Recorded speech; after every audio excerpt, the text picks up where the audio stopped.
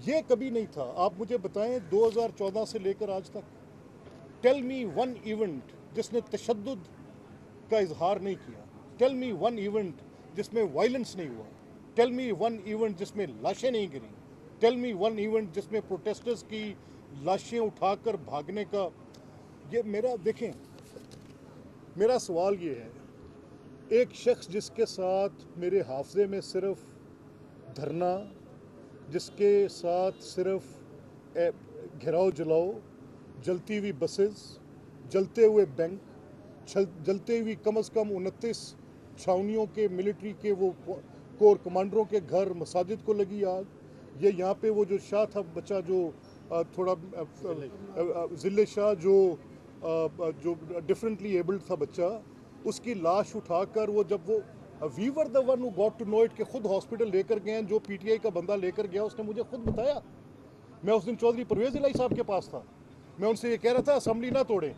मैं उनसे कह रहा था कि एक गैर आईनी कदम आपका 2 महीने की पहली पॉलिटिकल एक्सपीडेंसी, मेरे पास 4 गवाह है इस बात के, उसके बाद फर्दर अनकॉन्स्टिट्यूशनलिटी, मोर पॉलिटिकल डिस्टेबलाइजेशन आप आज इसके अंदर इंजेक्ट कर देंगे। Sir please don't do it. तो मेरा ये कहना है कि आप सियासत और फसाद में फ़र्क निकालें। अब आप मुझे बताएं कि वो पिछले 2 दिन से ये जो पीटीआई कह रही है ना कि 11 लाशें हैं, यकीन करें अगर पीटीआई कह रही है तो 1 को 11 किया होगा, जिस हद तक वो झूठ बोलते, ये तो मैं आपको गारंटी कर दूँ। अब जनाजा अगर किसी का जाता है, खुदा न खास्ता, अब ये रेंजर्स वाले हमारे जवान शहीद हुए हैं, तो पूरी दुनिया ने देखा है। वहाँ पर आर्मी चीफ गए हैं, शहबाज साहब गए हैं, प्राइम मिनिस्टर गए हैं, पूरी फेडरल कैबिनेट गई है, दुनिया वहाँ पर जा रही है। वो जो बेचारे हमारे लोग ज़ख्मी पड़े हैं, किसी का स्कल फ्रैक्चर्ड है, किसी की बोन फ्रैक्चर्ड है, किसी की हड्डी टूट गई है, जिसको लाइफ के लिए उन्होंने उनको लिम्प करने के लिए छोड़ दिए, सैकड़ों की तादाद में हैं। वो सारे पड़े हैं, जाकर देखे जा सकते हैं। चले भी कैमरा में आपको दिखाता हूँ। शो मी वन। एक मेरे दोस्त है फजले हनान केपी से, मेरे वो यूनिवर्सिटी के क्लास फेलो हैं, मेरे साथ वो सोशल मीडिया ग्रुप में इंटरेक्टेड हैं। उनके भाई आतिफ हैं जो उनके केपी के मिनिस्टर हैं। देयर इज़ वन बॉडी जिसका उन्होंने बताया कि ये प्रोटेस्टर थे। और आप मुझे ये बताएं कि कहाँ पर आपने देखा है कि गन्स लेके, कहाँ पर आपने देखा है कि पेट्रोल बॉम्ब्स लेकर, कहाँ पर आपने देखा है कि डंडे उठाकर। ये किसका सियासी हक है कि मेरे घर को आग लगा दे? मेरे घर को आग लगाने का सियासी हक किसी का हो सकता है?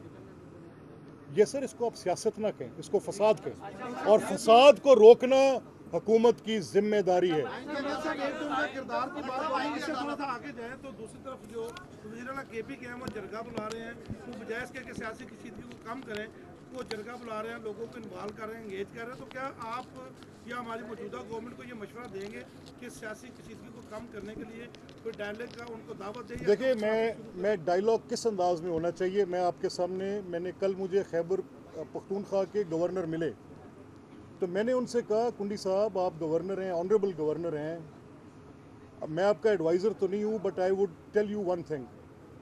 मैंने कहा आप आईनी सरबराह हैं सूबे के, हर काम जो चीफ मिनिस्टर कर रहे हैं आपके नाम पे कर रहे हैं।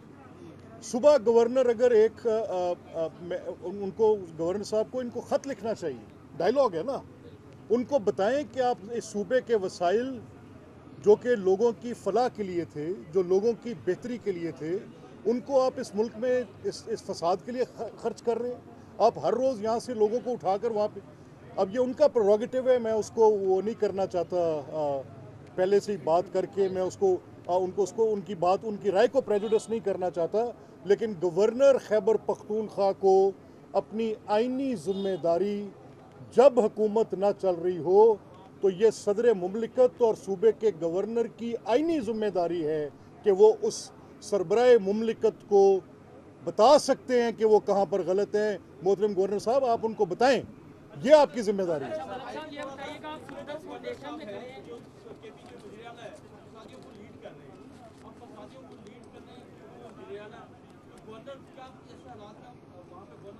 नहीं देखें, मैं पॉलिटिकल पार्टीज पर बैन और गवर्नर राज्यों के तो मरते दम तक इसकी हिमायत नहीं कर सकता।